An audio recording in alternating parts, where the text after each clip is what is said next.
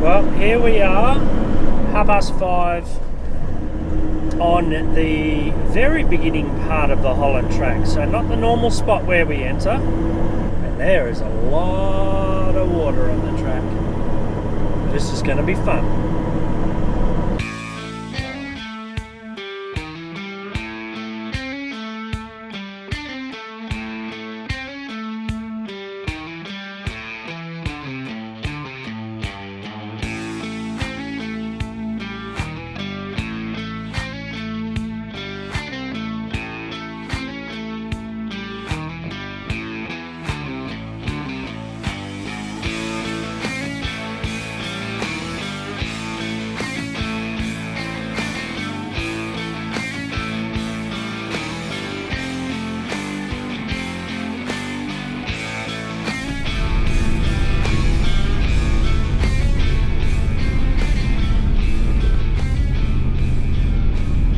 I think this is it, Torbs. This looks like the track to a camp. We haven't been on this one before.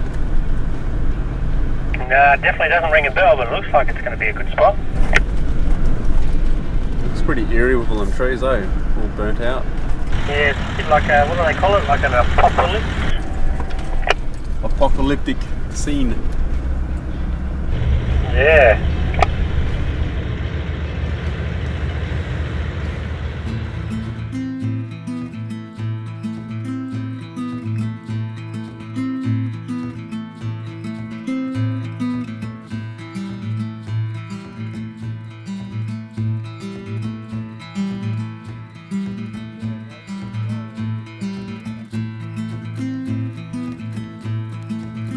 It's so good to be back out in the bush, so good to be back at camp. It was a shaky end to our part 3 leg, which saw Torben's vehicle requiring some repairs, and we lost about 2 to 3 days. But here we are, about to crack some beers and relax.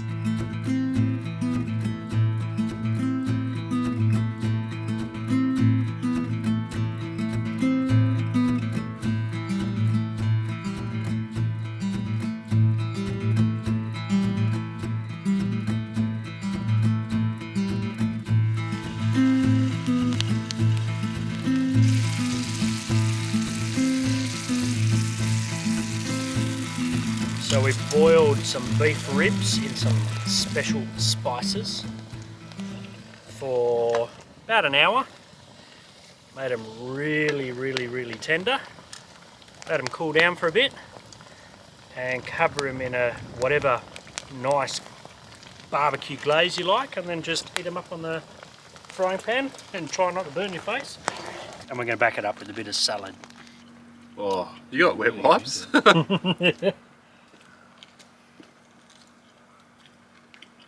Oh. You like that? Mmm. What barbecue sauce you put on? Beer barbecue sauce.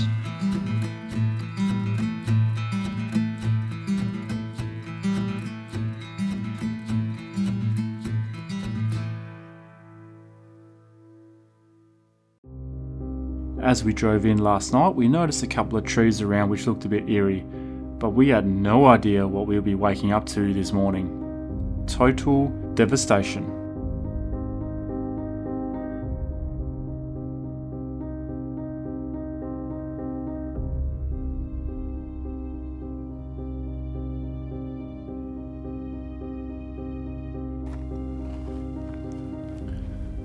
We're really camped within a destruction zone here. So we just come through the wheat belt. We're on the edge of it now actually. We're about to cross into the golf fields. And this is the first part of the Holland Track. Now I've been on the Holland Track 8 to 10 times before, possibly even more than that, more than I can count. But you can see there's been some mass destruction here with a bushfire. And you can see the fire's actually trapped animals between, well, the fire and the rock. The rock is completely charred. There's bones all around here. Notice jaw bones from kangaroos, there's snake bones, all kinds of bones through here. They wouldn't have stood a chance. It's quite amazing how much destruction the fires do. There's been a lot of fires in Australia lately. But after fire, brings new life as well.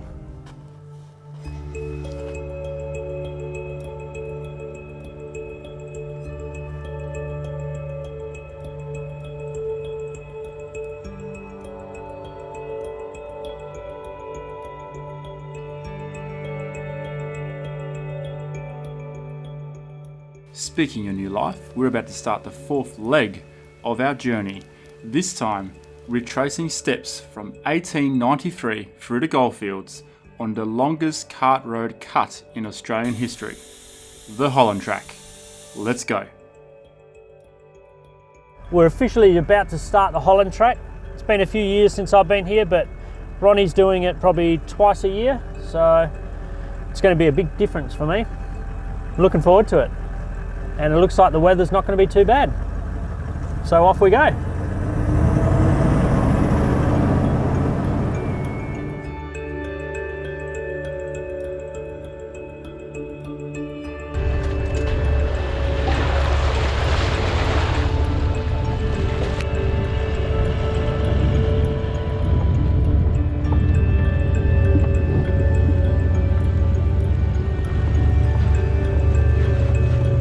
Until you get that aerial view of the fire devastation, you don't realise how far it's actually travelled. But let's fear not, because although everything's gone here and it's all just barren sand, it looks like the bush up ahead is okay.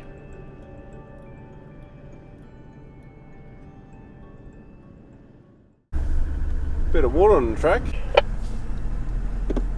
Yeah, what have we done, like 2 Ks and 5 water crossings already? It's the colour of clay. I think we're going to be in for a lot of water because normally these first ones don't have anything. I've travelled the Holland Track many times before. Usually it's quite dry. There are a few occasional holes with a bit of water or a bit of mud in them, but not normally like this. This is covered in water. Even the chicken tracks are covered in water. It's very easy to drown your vehicle in some of these holes too, so we need to be very careful and be very picky with which line we are going to choose. We must check those holes.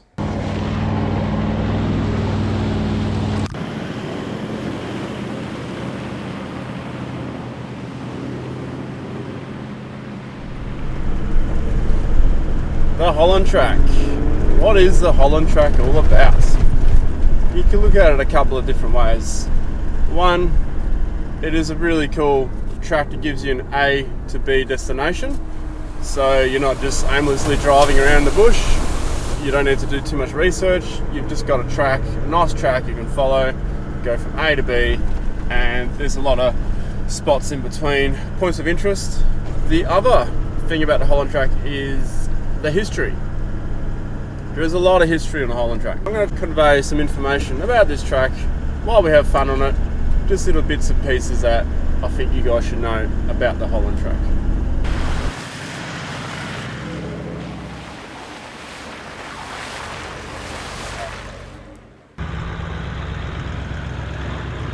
This section I know all too well. Definitely going to get a wheel lift here.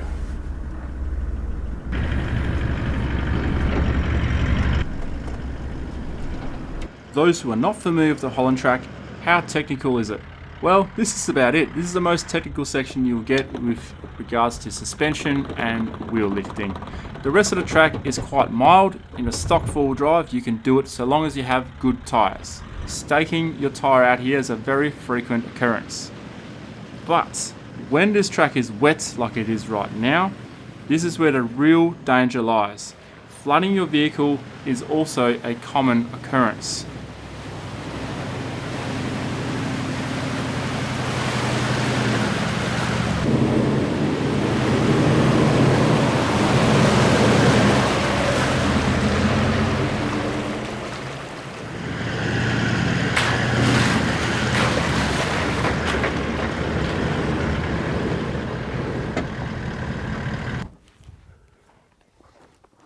Well, here we are, about 25 k's in on the Holland Track. So, why is this track here in the first place? Well, a fella by the name of John Holland and 3 other men, so 4 in total, cut this track through from Broome Hill all the way to Coolgardie, up in the goldfields. And yes, it's all to do with gold. Someone found gold up at a place called Fly Flat and announced it to the world, and then literally the whole world wanted to come here and seek fortune. So that is why this track was cut from Broome Hill all the way to Coolgardie, 500 k's. Torbs? 500 k's, that's a bloody long way. What I've noticed over the last 23 k's is we keep passing a lot of these watery rock holes. And what they did was they cut the track from waterhole to waterhole to survive, because, you know, water means life. And here's a map to give you guys an idea of where we are within Western Australia. The red line is a two-wheel drive road. The blue line is what John Holland and his men cut back in 1993. The green line is the four-wheel drive only section that is left over today, the only section that's in the proper bush. Not long after John Holland cut this track, it was disused and the bush reclaimed it. But then, about 100 years later, in 1993, a group of four-wheel drivers got permission to retrace it and open it up for us to use as recreational four-wheel drivers. And here we are, enjoying the Australian bush and soaking up a little bit of history as we go. How good is that? I've got a fever for a golden ale. Let's get to camp. I like it. Come on. Let's go.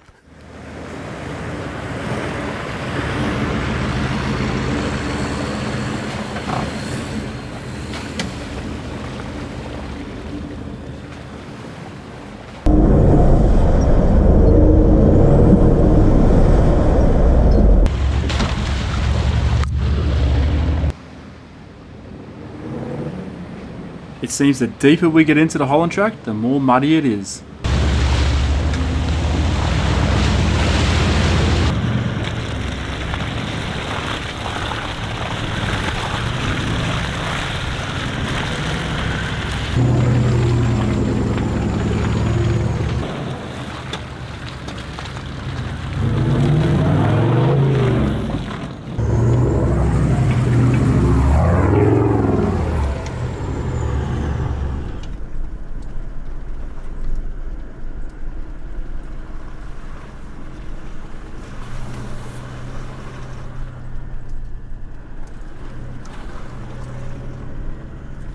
Here we go. Oh, that's a deepie. That one over the bonnet. No, might need the windows up. Ah! Whoa! Your spotties are orange. My windscreen is orange. My aerials are poo brown. Oh God.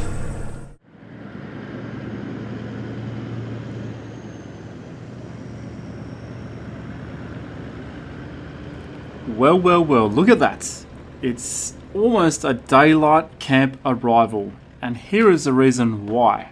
We have a comet passing Earth very closely, so I want to get some really cool photos, possibly even some video of it.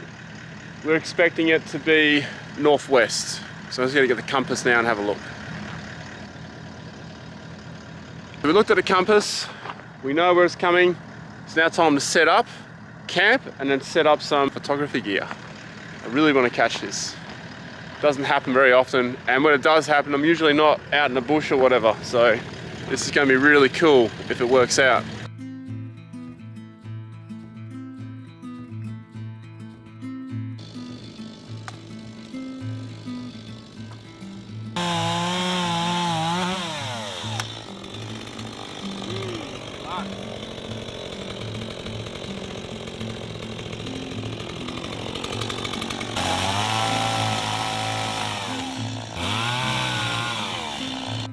Well, we're expecting to see Neowise, which is a comet that takes about 7,000 years to orbit the sun. It's a 1 in 7,000 year event, and unfortunately we're not close enough to low horizons to see it.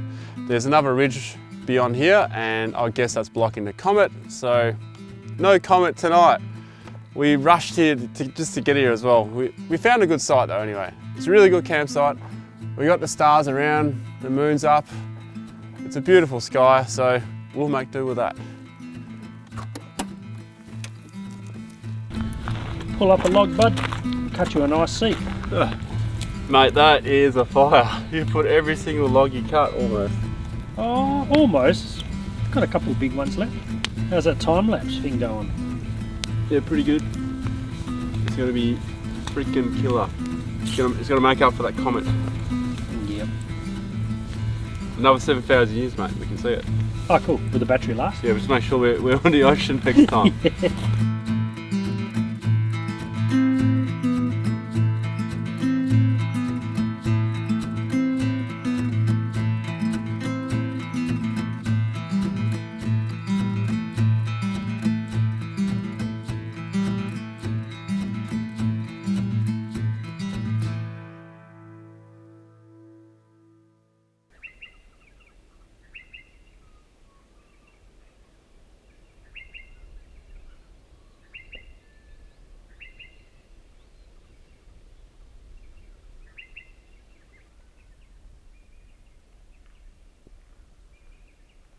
Going for a bushwalk this morning, looking for a potential didgeridoo. So a normal tree would sound like that, pretty solid. This one here, pretty hollow, and up here. So you can see the termites have been having a good go at this one. So we'll try and cut it here and there, and we might have a didgeridoo once we clean it up. There are a couple of ways you can find didgeridoos, potential limbs. One is on the ground where termites have gotten into it, and another one is like a bigger tree that has a dead limb. Sometimes you can find some good ones there too. Let me make this very clear. My knowledge with didgeridoos is very low and limited. I'm just having a go. So let's see what we can come up with. We're onto something here. It's about here. Got some hollow, solid, right there. Well, there we go. It's not the perfect one because it has a twin hole, but maybe that makes it unique. Like I said, I'm not an expert in this, but I can see straight through it. This is a good start. This is a really good start. I'm pretty happy with this find. And it's the right length too. Look at that.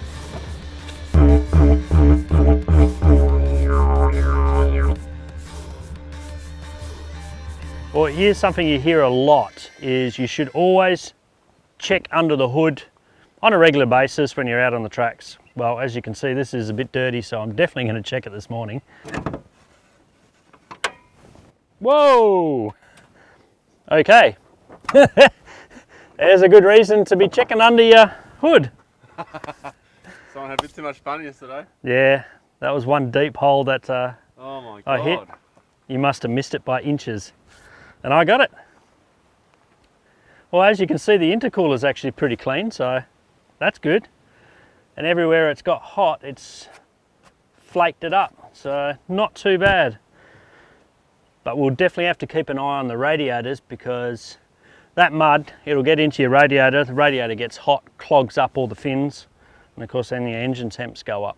So we'll keep an eye on that, and if we have to, we'll just pull some water out of our water tanks and give it a wash.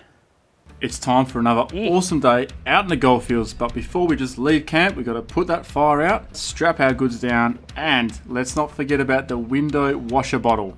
Always top that up, especially in muddy and dusty conditions. Let's go.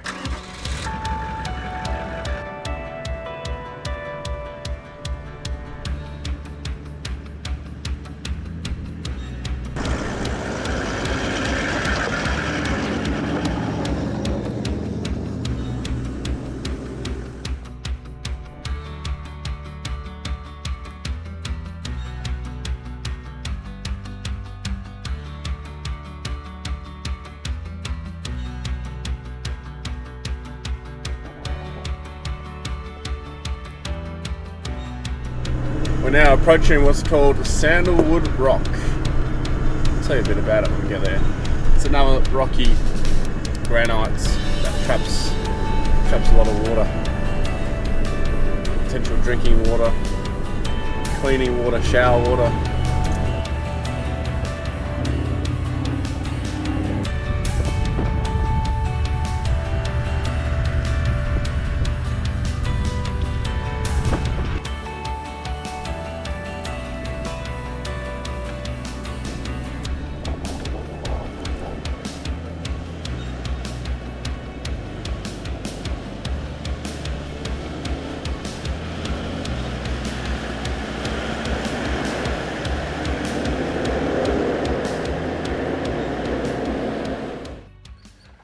This is Sandalwood Rock, a common place for people who travel the track to camp at. It's actually a really good one too. There's heaps of space, so even when it's busy. Back in the day, where people were traveling from Broome Hill all the way to Coolgardie to try their luck with the gold, this would have been a common place to stay. Almost always guaranteed water. Another rock hole here. And along the way, there's a lot of clearings. Now, most of these clearings don't have water at them, but I guess they would be filling up their water supply at a rock like this and then continuing on the track with their wheelbarrow or horse and carriage or whatever they did. Most of them on foot, in fact.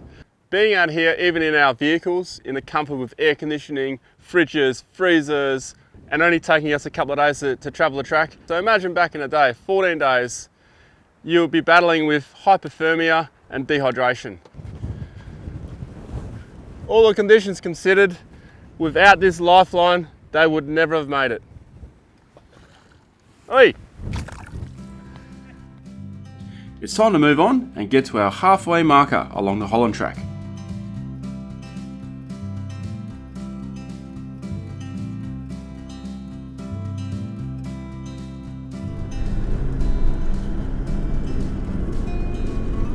Just want to touch on radio comms while we're on a bit of a long patch here of not much to see. Both me and Torbs have 2 radios in our vehicles, so we usually keep one on our private channel, well, which is just a channel that we picked, and then we usually have the other one on 40.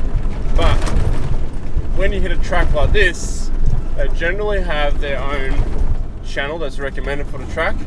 The Holland Track in particular is 28, so my top radio is on 28, which is a secondary radio. My main radio is on 52. That way we can have a chat, no one's going to cut in on our chat, and we can still hear if someone else is coming, or someone's up ahead or someone needs help. So if you don't have a two-way radio, you shouldn't really be out on these kind of tracks. You need some form of communication. This is another option you can do, handheld radios. So if you don't have an installed radio, grab yourself a handheld radio. This is a 5-watt radio. It is yellow, bright yellow. And the reason for that is you leave your black radio down, it's hard to spot. This one here, you will spot it.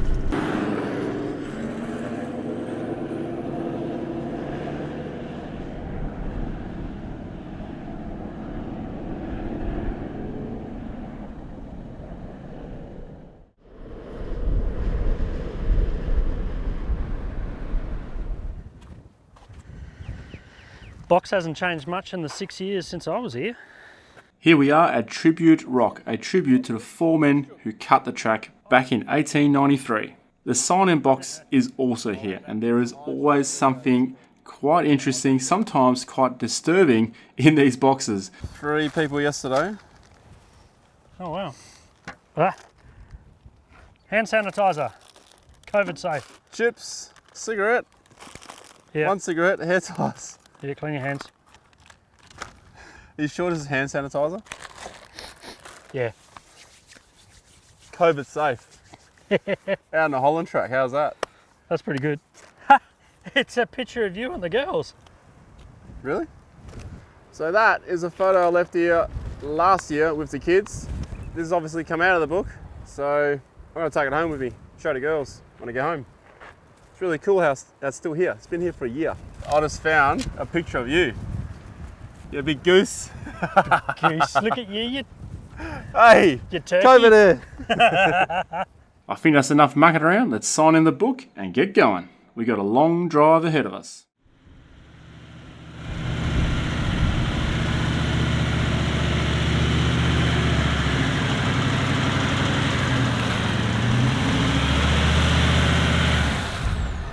Believe it or not, this is one of the easy tracks, the easy options. We avoided 2 very deep ones, but I made an absolute meal out of it by going into this far too slow. So now we need to do a bit of backwards and forwards. If that doesn't work, Torbs is going to have to rescue me.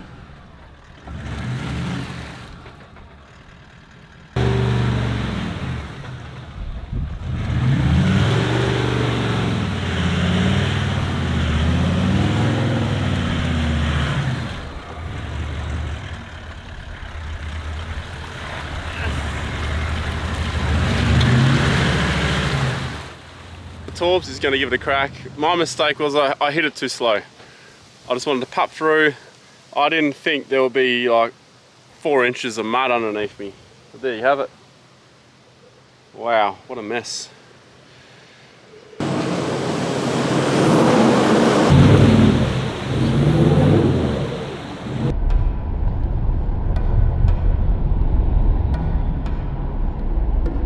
And that's how you do it. Torbs is happy as a pig in shit right now.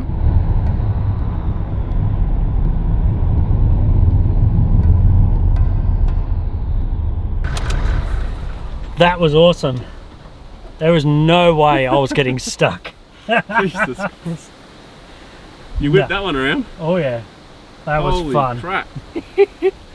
But yeah, no way. That's how you do it. That's how you do it. I'm just glad I got out. Didn't need any help. I wonder how Eventually. lunch is going in the travel buddy. Oh yeah, oh no. Oh, awesome.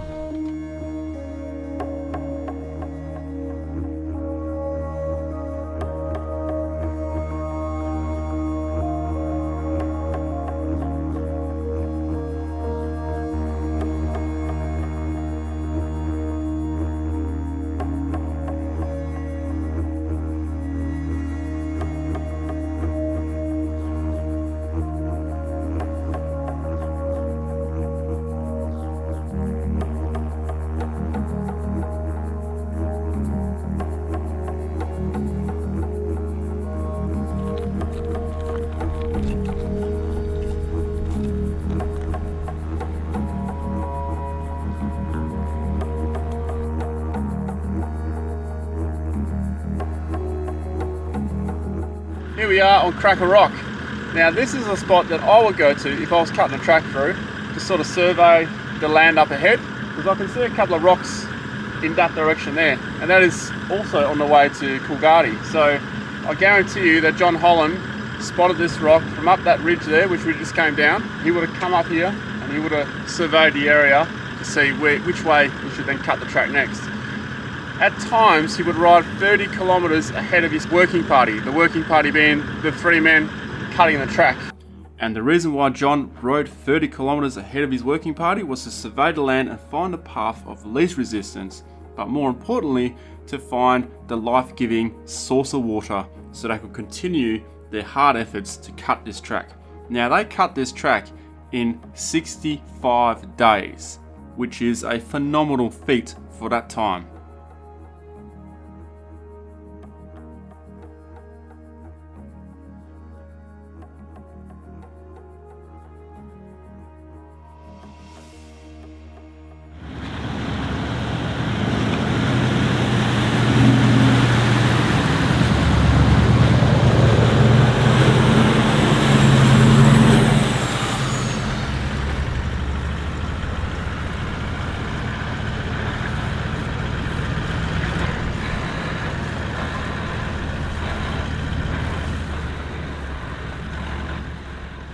Here we are at Agnes Namathole. We're going to show you guys what a Namathole is.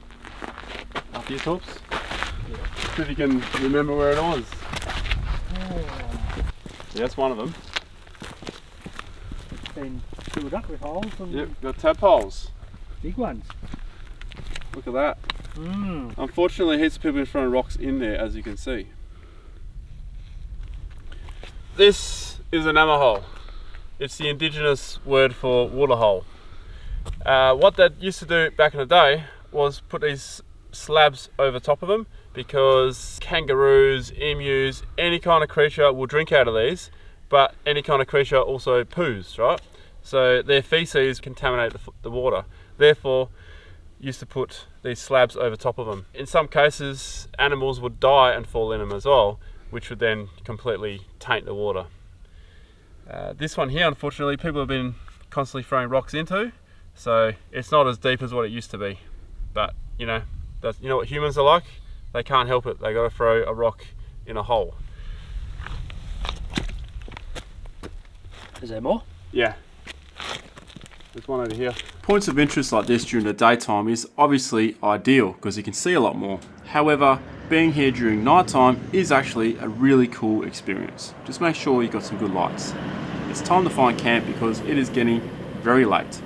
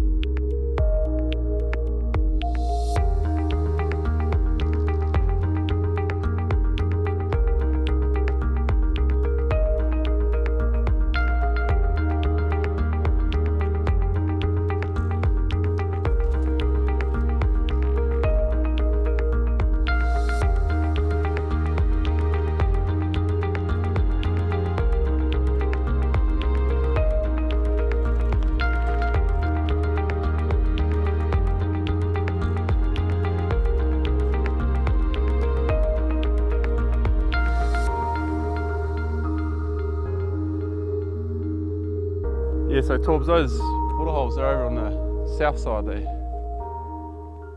Torbs? Torbs? Where are ya? Welcome to Thursday Rock on a Tuesday. I reckon they called it Thursday Rock because they got here on a Thursday. Hey, bloody Houdini. Hey, How'd you do that?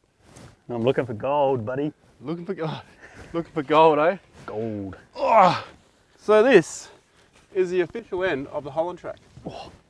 Now, they did attempt to locate the track further up, but they couldn't. And since then, some people from Hyden, a walking club, I think it was a walking club, they walked the rest of the distance, but they didn't really find any significant signs of the track. Therefore, they stopped it here at Thursday Rock. And as Torp said, presumably named it Thursday Rock because they arrived on a Thursday. Yeah, I reckon. Or maybe they tried to get here on a Thursday and they didn't, you know what it's like. We always name things, weird things, because we, oxymoron. Yeah, and we The always opposite. forget what day it is as well, so. Yeah. Well, it is Tuesday, we do know that. But only because we're on a Thursday. Well, this isn't the end of our adventure though. We are now going to blast over to the Woodline Track where there's heaps more history and the scenery is just like, it's next level. So follow us to that side. Just give me a minute because I found a good tunnel down here. I reckon there's some gold. Righto. Torbs, you know we can still see it, right? What? Fail. You made it all the way to the end. You must have thoroughly enjoyed this video. Please do subscribe and hit that like button because it goes a long way to help us making this content. Thank you very much. See you next time on the Woodline Track.